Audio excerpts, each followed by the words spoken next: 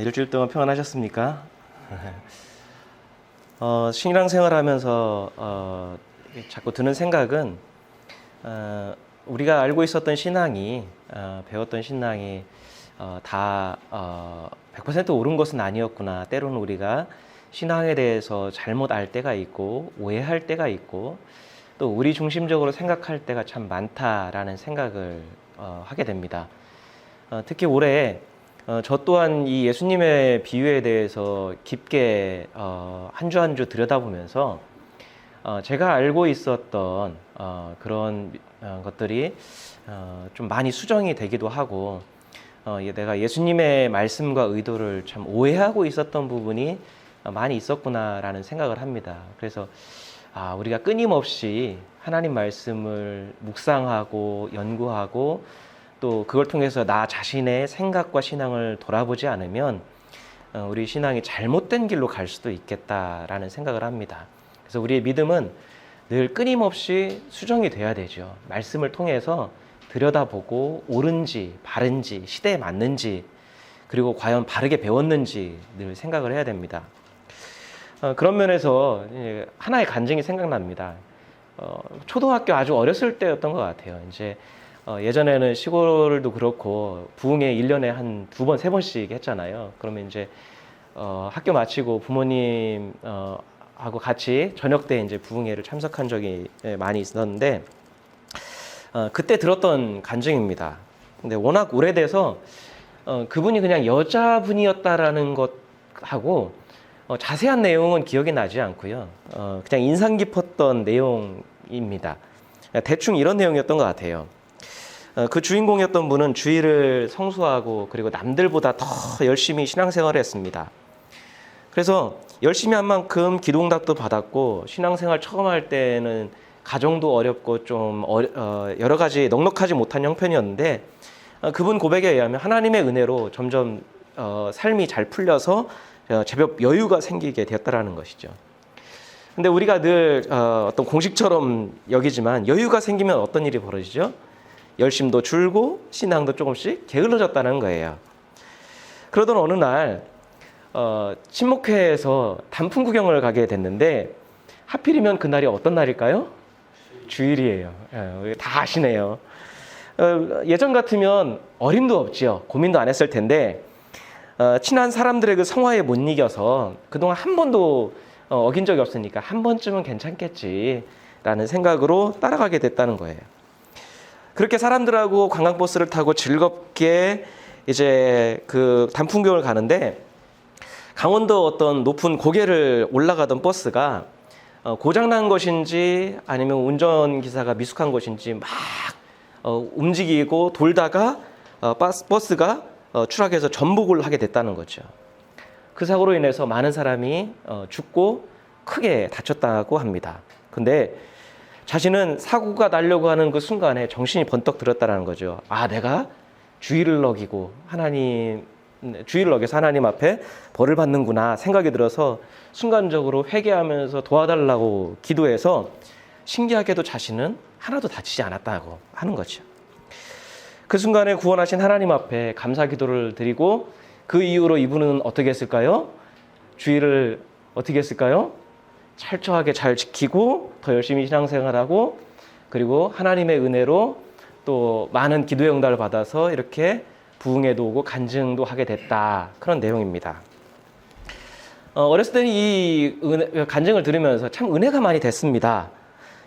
기도하면 하나님이 들어주시는구나. 믿음의 사람은 하나님이 지켜주시는구나. 특별히 보호하시는구나. 그런 생각을 했습니다.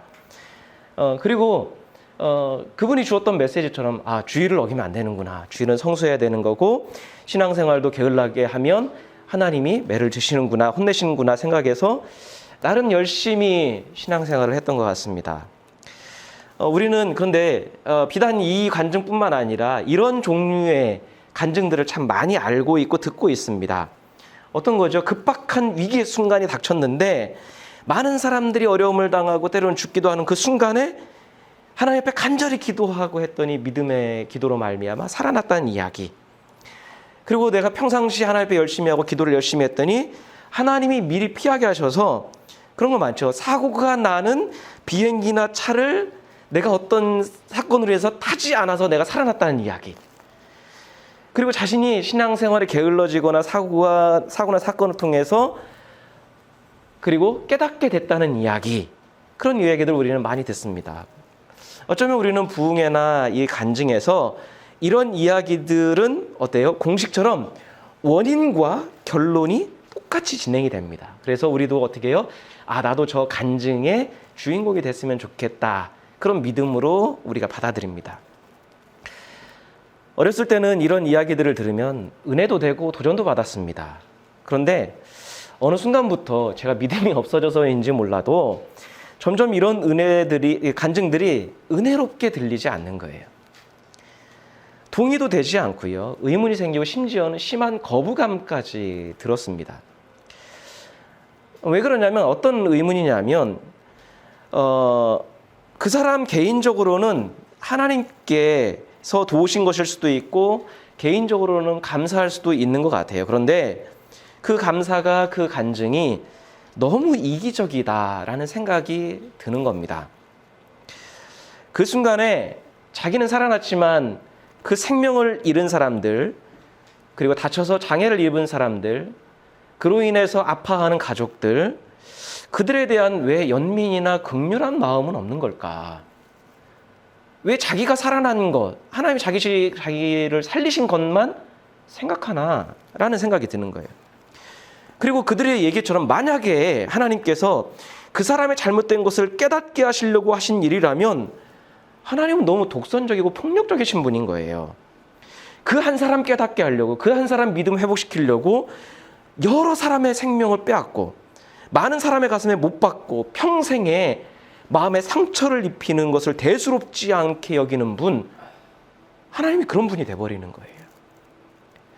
너무 거부감이 드는 거예요. 하나님은 내가 아는 하나님 그런 분 아닌데 과연 하나님이 그런 분이실까요?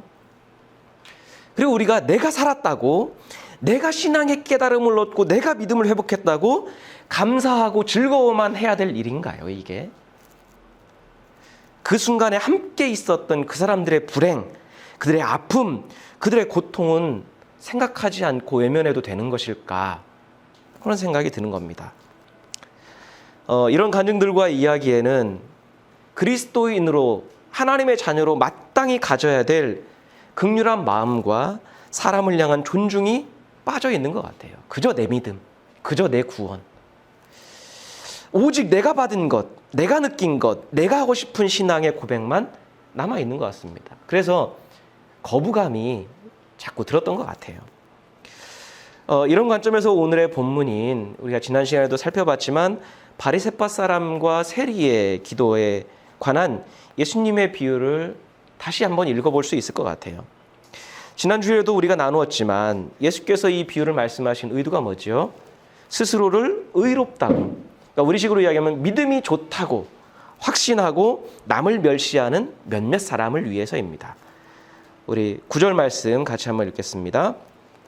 스스로 의롭다고 확신하고 남을 멸시하는 몇몇 사람에게 예수께서는 이 비유를 말씀하셨다.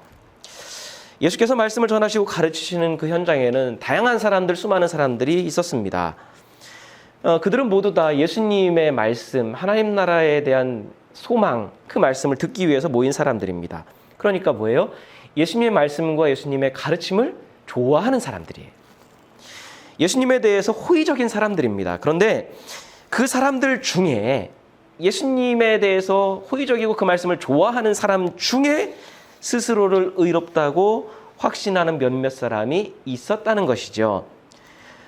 그리고 그 사람들은 스스로를 의롭다고 하는 그 확신을 넘어서 어떻게 해요? 다른 사람을 멸시하는 마음도 있었던 거죠. 예수께서 말씀을 전하시다가 그런 사람들의 모습을 본 거예요. 어쩌면 그 사람들이 말씀을 들으면서 다른 사람을 바라보는 눈빛이나 태도나 그리고 말투에서 그게 드러나고 보였을 수 있을 것 같아요. 우리는 그걸 숨기지 못하지요. 우리가 흔히 말씀의 은혜 내가 받으려고 앞자리에 가다가 다투기도 하고 또 누군가가 내가 말씀을 집중하는데 옆에서 다른 소리를 내면 우리가 신경이 거슬려서 그 사람을 핀잔을 주기도 하는 그런 걸 봤을 때 아마 그 사람 중에서도 예수님 말씀 전에 현장에도 그게 있었던 것 같아요. 그러니까 지금 우리식으로 표현하면 말씀을 사모하는 마음으로 귀를 기울이는데 나 말씀이 너무 좋은데 태도에는 뭐가 나타나요? 나는 믿음이 좋아, 나는 의로운 사람이야. 그게 눈빛에서 태도에서 나타나는 거죠. 그리고 다른 사람을 바라보고 하는 그 눈빛과 손짓에서는 뭐가 나타나요? 저 사람은 나보다 믿음이 없는 사람들, 믿음이 형편없는 사람들, 이게 읽혀지는 거죠. 그들이 누구일까요? 근데 이 모든 이야기의 시작이 된 사건이 하나가 있습니다. 우리 누가복음 17장 20절 21절 말씀 가시겠습니다. 바리새파 사람들이 하나님의 나라가 언제 오느냐고 물으니 예수께서 그들에게 대답을 하셨다. 하나님의 나라는 눈으로 볼 수 있는 모습으로 오지 않는다. 또 보아라 여기에 있다 또는 저기에 있다 하고 말할 수도 없다. 보아라 하나님의 나라는 너희 가운데 있다. 예수께서 가르친 현장에 다양한 사람들이 있었습니다. 일반 백성들도 있었고 제자들도 있었고 또 바리새파 사람들도 있었고 다른 종교적인 사람도 있었습니다. 우리는 바리새파 사람들이라고 하면 무조건 부정적으로 생각하는 경향이 있습니다. 우리는 바리새파 사람들 등장하면 무조건 나쁜 사람들 그렇게 우리는 생각을 해요. 그들은 언제나 시비를 걸고 공격하기 위해서만 예수님을 찾아왔다고 생각을 합니다. 하지만 우리는 바리새파 사람들 성경 읽을 때 무조건 바리새파 사람들에 대해서 편견이나 부정적인 선입견을 갖고 있는 것을 우리가 버리고 성경을 봐야 되죠.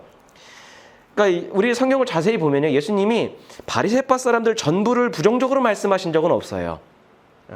왜냐하면 그들의 삶만 놓고 보면 그들은 모범적이었거든요. 다만 그 바리새파 사람들 중에서 위선적인 사람들을 비판하신 거예요. 우리 마태복음 23장 말씀 같이 있습니다.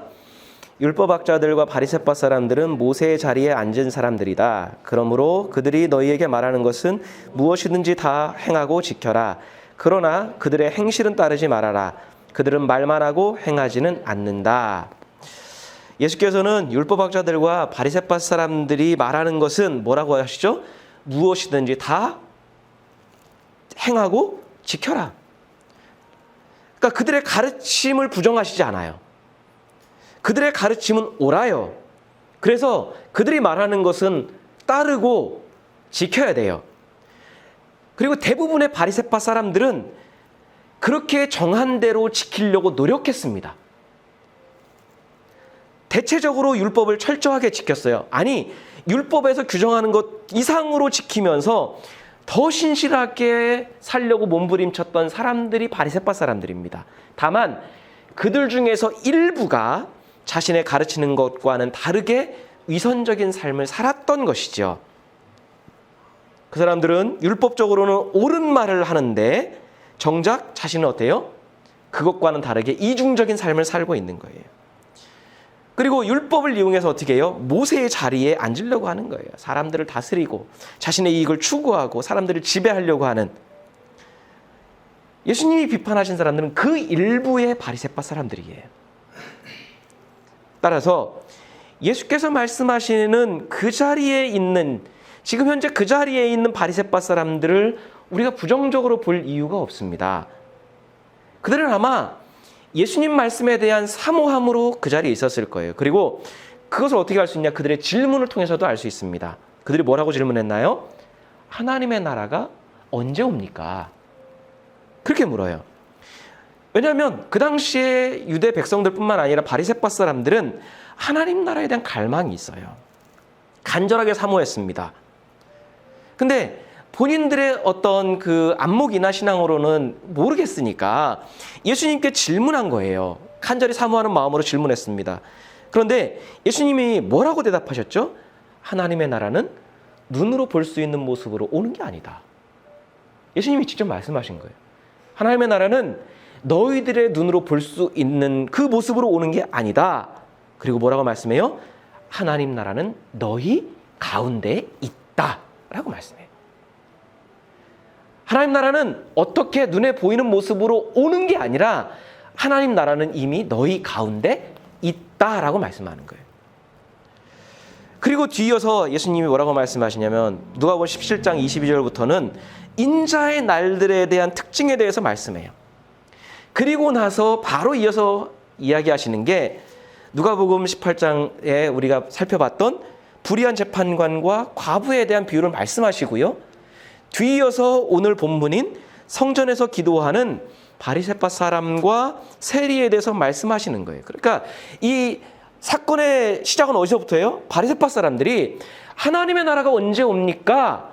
라고 하는 것에서부터 예수님이 비유들을 계속해서 말씀하고 계시는 거예요. 이걸 어떻게 할 수 있냐면 바로 이 뒤 본문에 이 비유를 다 마칠 즈음에 하나의 사건이 또 발생합니다. 예수님이 말씀을 마치실 때쯤에서 사람들이 예수께서 쓰다듬어 주기를 그 바라는 마음으로 자기의 아이들을 데리고 와요. 이것을 본 제자들이 어떻게 해요? 아이들을 막아섭니다. 그러자 예수님이 이렇게 말씀해요. 우리 누가복음 18장 16절에 17절입니다. 그러자 예수께서 아기들을 가까이에 부르시고 말씀하셨다. 어린이들이 내게로 오는 것을 허락하고 막지 말아라. 하나님의 나라는 이런 사람의 것이다. 내가 진정으로 너희에게 말한다. 누구든지 어린아이와 같이 하나님의 나라를 받아들이지 않는 사람은 거기에 들어가지 못할 것이다. 자, 예수께서는 하나님 나라가 누구의 것이라고요? 어린이들, 그리고 어린아이 같이 하나님 나라를 받아들이는 사람들의 것이다 말씀합니다. 누구든지 하나님의 어린아이 같이 하나님 나라를 받아들이지 않으면 하나님 나라에 들어갈 수 없다라고 말씀해요. 그러면 뭐예요? 처음에 바리새파 사람들이 물은 하나님 나라가 언제 옵니까에 대한 질문에 답이 되는 거죠. 하나님 나라는 너희 가운데 있고 너희가 하나님 나라에 들어가고 싶으면 어린아이 같이 받들어야 돼. 여러 가지 비유를 말씀하신 후에 결론인 거예요. 어린아이 같은 사람들을 무시당하는 그 사람들을 존중하면 된다고 말씀하는 거예요. 이렇게 이야기의 시작과 뒤에 하나님 나라에 대한 주제가 있다면 그 중간에 진행되는 이야기들은 당연히 뭘까요? 하나님 나라에 관한 주제예요. 불의한 재판관과 과부에 대한 비유도 하나님 나라에 대한 거고요. 오늘 우리가 살펴보는 성전에서 기도하는 바리새파 사람과 세리에 대한 비유 또한 하나님 나라에 대해서 이야기하고 계시는 거예요. 이렇게 하나님의 나라의 관점에서 본다면 우리가 잠깐 살펴보면 불의한 재판관과 과부의 비유는 뭐예요? 단순하게 기도에 대한 게 아니라는 거예요. 우리는 자꾸 이것을 우리의 기도에 대한 태도로만 읽으려고 하는데 기도에 관해서 말씀하시는 게 아니에요. 다만 하나님 나라에 대해 설명하려고 기도를 비유로 드신 것이지 본질은 뭐예요? 하나님 나라예요. 뭘까요? 힘없이 권리를 빼앗긴 사람들이 우리 가운데 존재하는 한 우리에게는 하나님 나라는 없어. 이렇게 말씀하시는 거예요. 그들의 억울함이, 그들의 불공평한 상황이 해결될 때 하나님 나라가 우리 가운데 시작되는 거야. 이렇게 말씀하는 거예요. 자, 불의한 재판관과 과부의 비유에서 하나님 나라를 방해하는 역할로 등장하는 사람이 누굽니까? 하나님을 두려워하지도 않고 사람을 존중하지도 않는 불의한 재판관이었어요. 그로 인해서 과부는 불행한 삶을, 지옥 같은 삶을 살고 있었죠. 근데 그 재판관의 심경의 변화가 생겨서 과부를 도와 그의 권리를 찾아주기로 마음먹었을 때 거기서부터 하나님 나라의 씨앗이 자라게 되는 거야. 이렇게 말씀하는 거죠. 또 오늘 본문은 이따 보고요. 이 뒤에 일어난 사람들이 예수께 아이들을 데리고 왔을 때 아이들을 막아선 사람이 누구죠? 제자들이었어요. 제자들이 적극적으로 아이들을 막아섰습니다. 예수님께 접근하지 못하게 했습니다. 물론 제자들은 예수님을 위하는 좋은 마음으로 했을 거예요. 좋은 동기로 했을 겁니다. 그런데 동시에 그 마음속에 어떤 편견이 있어요?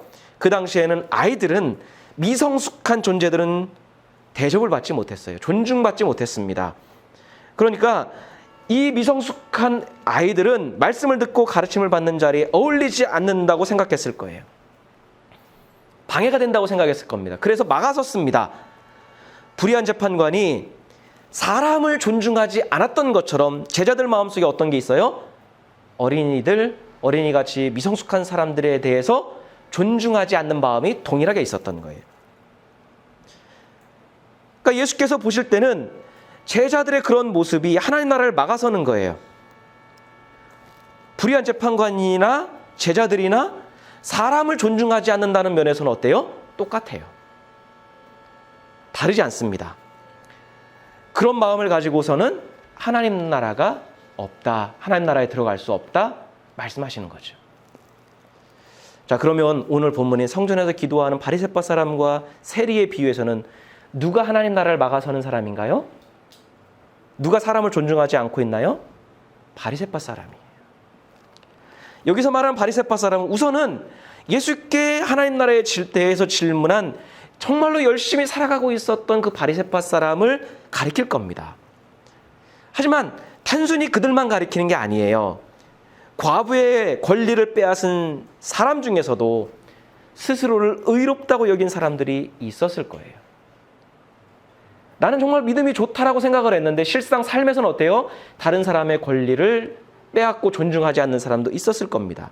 또 제자들도 마찬가지죠. 스스로를 의롭다고, 난 예수님 제자니까 여겼을 거예요. 그러니 사람을 존중하지 않는 사람들, 사람을 멸시하는 마음을 가진 모든 사람들이 바로 성전에서 기도하고 있는 바리새파 사람인 거예요. 특히 믿음이 좋은 사람들, 신앙생활을 열심히 하는 사람들일수록 자신을 의롭게 여기고 믿음으로 사람을 판단하고 사람을 존중하지 않고 더 나아가 사람을 멸시하는 오류를 범할 수 있다는 것을 가르쳐 주는 거예요. 과부의 권리를 빼앗은 사람, 불의한 재판관, 그리고 바리새파 사람, 제자들, 이들이 누구를 배척을 해요? 과부와 세리와 어린아이들을 배척하는 거예요. 그런 곳에는 절대로 하나님 나라가 없다 말씀하시는 거죠. 여러분, 우리가 바리새파 사람의 기도를 다시 한번 살펴보겠습니다. 11절 12절 말씀입니다. 바리새파 사람은 서서 혼잣말로 이렇게 기도하였다. 하나님 감사합니다. 나는 남의 것을 빼앗는 자나 불의한 자나 간음하는 자와 같은 다른 사람들과 같지 않으며 더구나 이 세리와는 같지 않습니다. 나는 1회에 2번씩 금식하고 내 모든 소득의 11조를 바칩니다. 바리새파 사람은 자신을 믿음으로 살 수 있게 해주신 하나님의 은혜에 감사하고 있습니다. 그는 하나님을 두려워하는 마음으로 의롭게 살려고 노력했던 것 같아요. 겉으로 보기에 그의 기도는 하나님의 은혜에 전적으로 감사하는 것처럼 보입니다. 그런데 그의 기도의 주된 내용이 뭐죠? 같지 않은 걸 감사하는 거예요.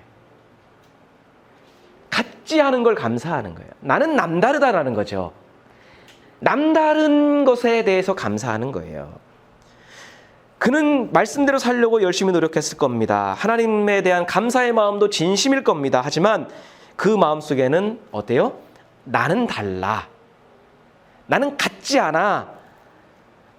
뭐예요? 그 마음속에는 사람을 존중하는 마음이 없어요. 나만 특별해요.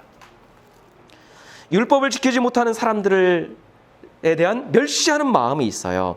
세리에 대해서는 그 멸시를 넘어 어떤 마음이 있어요? 혐오하는 마음도 있어요.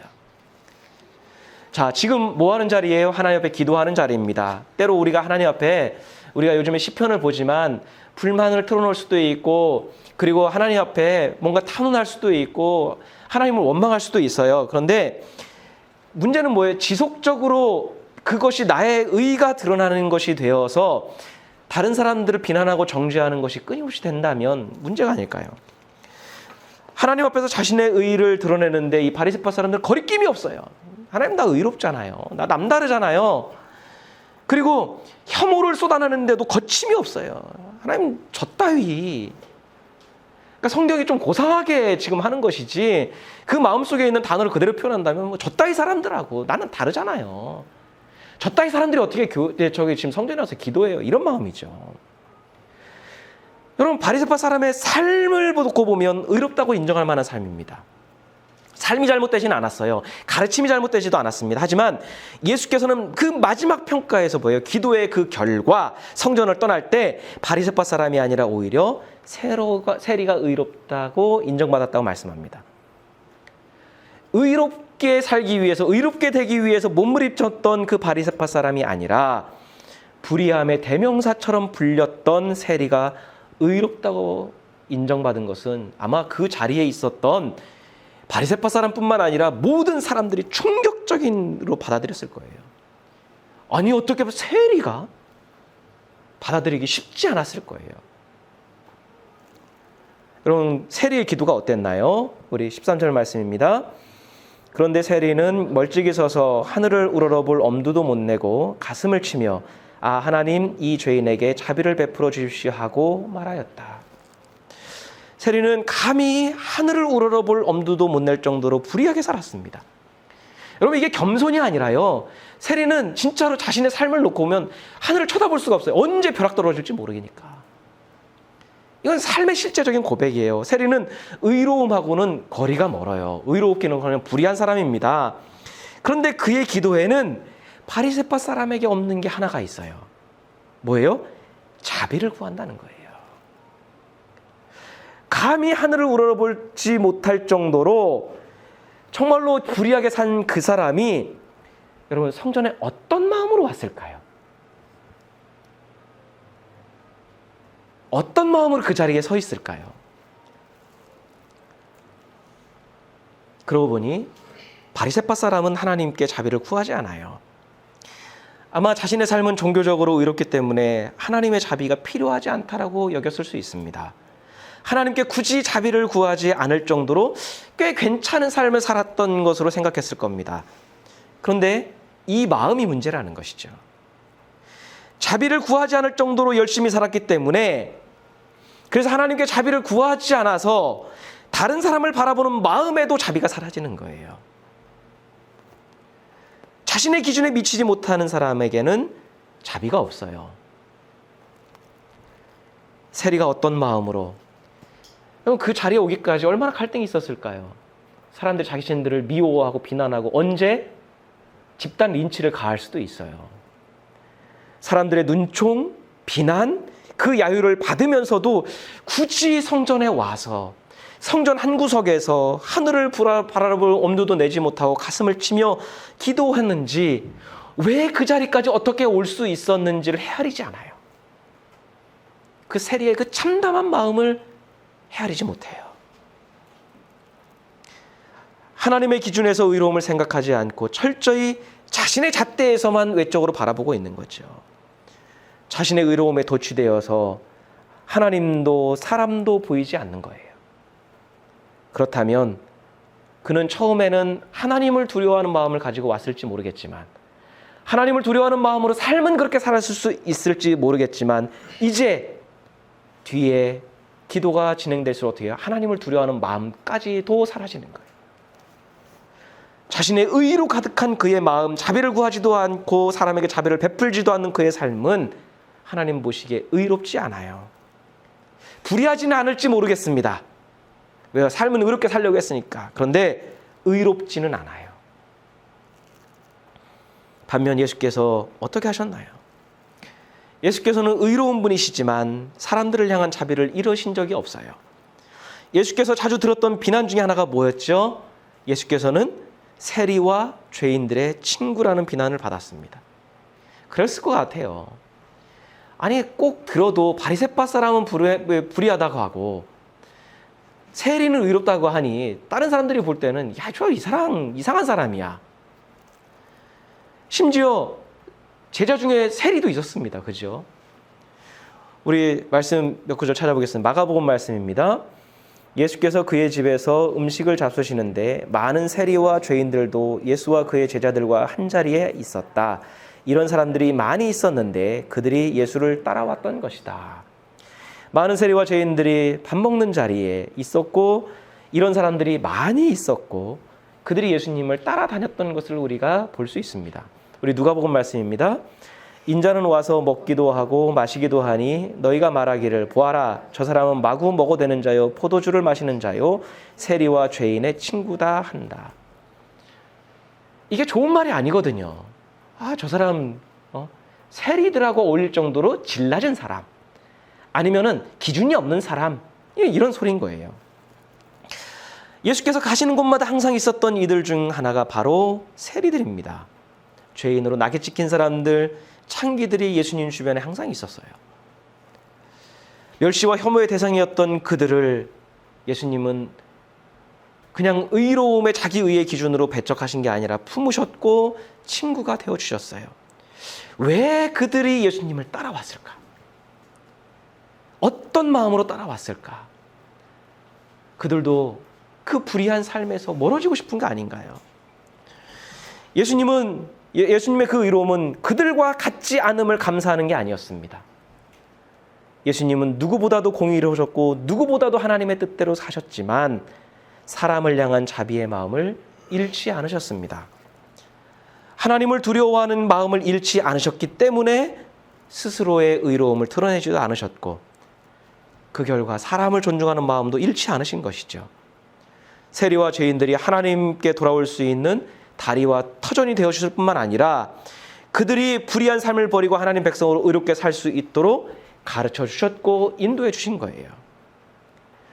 그러니까 예수님 말씀처럼 바리새파 사람들에게 말씀하신 것처럼 그들 안에 하나님 나라를 선포하셨고 그들과 함께 하나님 나라를 이루어 가시려고 애쓰셨던 것이 예수님의 공생애인 거예요. 그러니까 예수님이 말씀하신 게 뭐예요? 하나님 나라는 너희 안에 있다. 예수께서는 하나님 나라가 어디에 있냐고 질문하는 바리새파 사람들에게 하나님 나라는 눈으로 볼 수 있는 모습으로 오는 게 아니라 너희 가운데 있다고 말씀하셨어요. 너희 가운데 있다는 것은 권리를 잃은 그 과부를, 불의한 과거를 가진 그 세리를, 무시당하고 존중받지 못하는 그 어린아이, 그리고 어린아이 같은 그 미성숙한 사람들을 너희들이 어떻게 대하느냐, 거기에 달려 있다는 것이죠. 그들을 존중하고 그들을 향해 자비를 품고 베푸는 그곳에 하나님 나라가 있다, 하나님 나라가 시작된다 말씀하시는 것이죠. 바리새파 사람의 감사한 그 기도에는 사람을 향한 긍휼과 자비가 없었습니다. 긍휼과 자비가 없는 의로움은 하나님 보실 때 의로움이 아니었습니다. 앞서 언급한 우리들이 그 좋아하는 그 간증들, 그 도우심에 대한 감사의 기도가 자칫 우리 자신에게만 집중하는 우리의 의로움과 우리의 믿음만 드러내는 독선일 수 있습니다. 다른 이들의 아픔과 고통의 신음을 돌보지 않는, 그들의 고통이 믿음이 없는 결과라고 멸시하는 이기적인 태도일 수도 있습니다. 하나님의 의로움은 다른 이들을 향해 더욱 자비를 품게 합니다. 자비가 의로움을 채워주고 자비가 있는 곳에 하나님 나라도 있습니다. 하나님 나라는 과부와 세리와 어린아이 같은 사람들에게 자비를 베풀며 사는 우리 가운데 있는 겁니다. 기도하겠습니다.